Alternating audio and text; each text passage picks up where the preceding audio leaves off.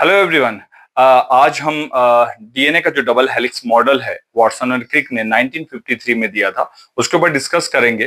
क्योंकि ये लोग जो थे वाटसन क्रिक, इन्होंने क्या हुआ कि फिजिकल मॉडल दिया था, मतलब कि जो बॉल और स्टिक के साथ में डबल हेलिक्स मॉडल बनाया था।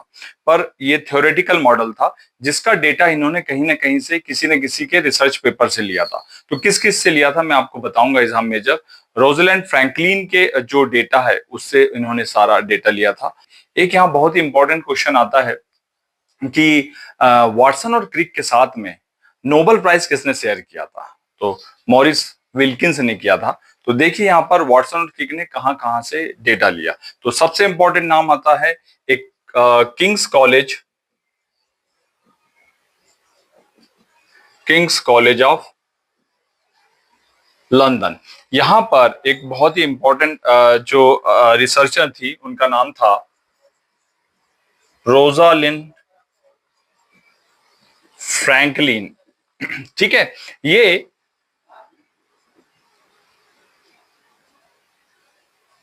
मॉरिस विल्किंस विल्किन के साथ में काम कर रही थी।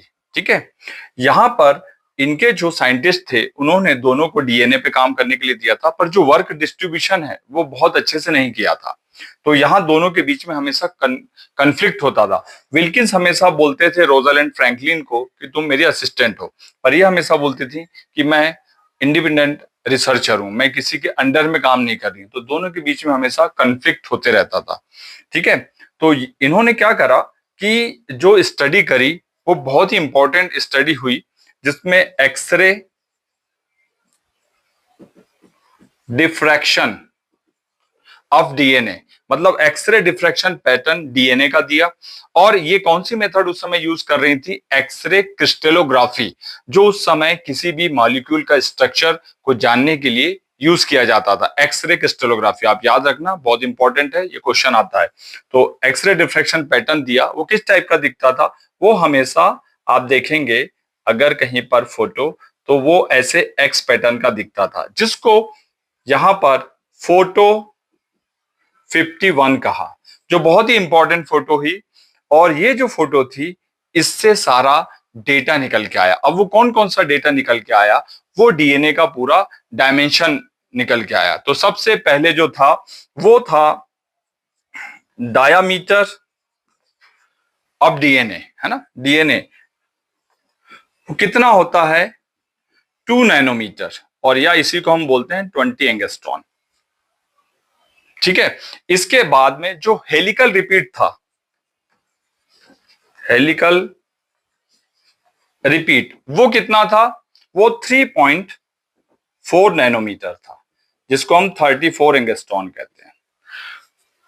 ठीक है, और नंबर ऑफ जो बेस पेयर थे वो पर टर्न, मतलब नंबर ऑफ बेस पेयर्स पर टर्न कितने थे? 10। ठीक है, और दो जो बेस थे उनके बीच की स्पेसिंग कितनी थी? जो बेस थे उनके बीच की स्पेसिंग आपको पता होना चाहिए, 0.34 नैनोमीटर या 3.4 एंगस्ट्रॉन थी। मैं यहां पर आपको एक छोटा सा इसका डीएनए का डायग्राम बना के बताता हूं कि अगर आप देखोगे तो ये डीएनए ऐसा, इसके बीच और इसके बीच का जो डिस्टेंस था वो कितना था? 34 एंगस्ट्रॉन। ये जो विड्थ है ये कितना था? वो था 20 एंगस्ट्रॉन। ठीक है, और यहां पर जो ए से टी, जी से सी, सी से जी, ए से टी, जो चारगाफ लॉ था जो वाटसन क्रिक ने यूज किया था, उसके बीच की जो टर्न था, नंबर ऑफ बेस पेयर पर टर्न, यहां पर कितने थे? 10 थे। ठीक है, और ये जो इनके बीच की जो डिस्टेंस थी, बेस के बीच की डिस्टेंस, वो कितनी थी? तो ये वाला जो पार्ट था, ये सारा डेटा फोटो 51 से आया, जो बहुत ही इंपॉर्टेंट था। इसके अलावा जो रोजलैंड फ्रैंकलिन है, उसने जो इनका जो वर्क था उसमें एक इंपॉर्टेंट बात ये निकल के आई कि जो बाहर की साइड है, मतलब जो हेलिकल टर्न लेता है उसमें जो बाहर आउटर साइड है जो बैकबोन डीएनए के, उसमें फॉस्फेट होता है। क्या होता है? फॉस्फेट। क्योंकि पहले ये बोला जाता था कि फॉस्फेट अंदर की साइड होता है, पर रोजालैंड फ्रैंकलिन ने ये बताया कि जो फॉस्फेट है वो बाहर की साइड है, आउटसाइड है। ये बहुत इंपॉर्टेंट स्टडी थी इनकी कि एक तो इन्होंने क्या बताया, हेलिकल स्ट्रक्चर होता है। किस हेलिकल स्ट्रक्चर किसका होता है? डीएनए का। और दूसरी बात क्या बताई थी इन्होंने? डीएनए जो है, डीएनए वो क्या है, उसके पूरे डायमेंशन बताए थे। क्या बताए थे बेटा? डायमेंशंस, डीएनए के डायमेंशन बताए थे। और इन्होंने क्या कहा, थर्ड क्या बताया था, जो फॉस्फेट होता है उसकी जो पोजीशन होती है वो डीएनए में कहां होती है? आउटसाइड। ये बहुत इंपॉर्टेंट, ये सारी इसकी स्टडी थी। इसके अलावा जो रोज़लैंड फ्रैंकलिन है उन्होंने क्या बताया था कि जो डीएनए है वो टू टाइप्स के होते हैं। एक टाइप होता है ए और दूसरा टाइप होता है बी। मतलब टाइप मींस इसके फॉर्म। तो ए वाला जो फॉर्म होता है वो ड्राई होता है, ड्राई मतलब वो कॉम्पैक्ट होता है। जो डीएनए का जो ए फॉर्म है वो कॉम्पैक्ट होगा और ड्राई होगा। और जो बी फॉर्म है वो क्या होता है? वेट होता है। वेट मतलब हाइड्रेट। तो हमारा जो बॉडी है उसके अंदर जो डीएनए होता है लिविंग सेल्स में, वो कौन सा होता है? बी। तो बी का ही इन्होंने वॉटसन और क्रिक ने मॉडल दिया था। तो ये जो सारा डेटा है ये वॉटसन क्रिक को कैसे मिला? यहां पर मैं लिख रहा हूं ये वॉटसन एंड क्रिक 1953 में। और ये जो फोटो 51 ली थी ये मई 1952 में इन्होंने फोटो खींची थी। ठीक है। और ये जो डेटा है, जब वाटसन वाटसन कहां थे? यूनिवर्सिटी ऑफ कैम्ब्रिज, यूनिवर्सिटी और कैम्ब्रिज, और ये जो किंग कॉलेज है इसके बीच की जो डिस्टेंस थी वो 90 टू 100 किलोमीटर की थी। तो एक दिन क्या हुआ, वाटसन जो है वो विल्किन से मिलने आए। उसके पहले रोजालैंड फ्रैंकलिन इस किंग कॉलेज ऑफ लंदन को छोड़ चुकी थी क्योंकि इनके साथ में बहुत ज्यादा कन्फ्लिक्ट हो चुका था। तो ये जाकर किसी और इंस्टीट्यूट में जॉब करने लगे थे जहां पर इन्होंने टीएम वायरस के ऊपर काम करना चालू किया, एक्सरे क्रिस्टलोग्राफी से। ठीक है। तो यहां पर जो रोज़ालैंड फ्रैंकलिन है इनका जो डेटा है वो यहाँ विल्किंस को मिला। ये फोटो 51, फोटो जो 51 है ये किसको मिल गई? रोज़ालैंड फ्रैंकलिन को। मैं आपकी इसकी फोटो भी दिखाऊंगा।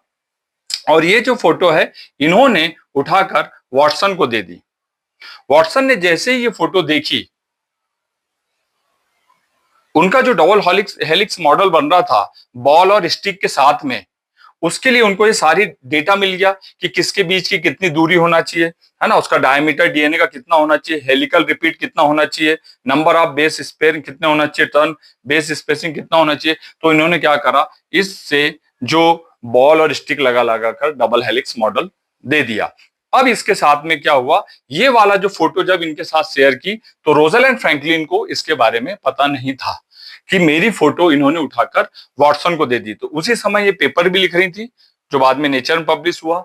इन्होंने भी अपना मॉडल का पेपर पब्लिश करा और बहुत समय बाद पता चला कि ये जो विल्किंस हैं इन्होंने फोटो 51 उठाकर वॉटसन को सारा डेटा शेयर करा था।